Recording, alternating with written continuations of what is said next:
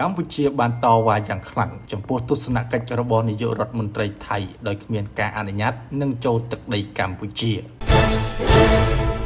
នាយករដ្ឋមន្ត្រីថៃអានុទីនបានធ្វើដំណើរមកដល់តំបន់អានសេះដែលជាទឹកដីកម្ពុជាកាលពីថ្ងៃទី23ខែសីហាឆ្នាំ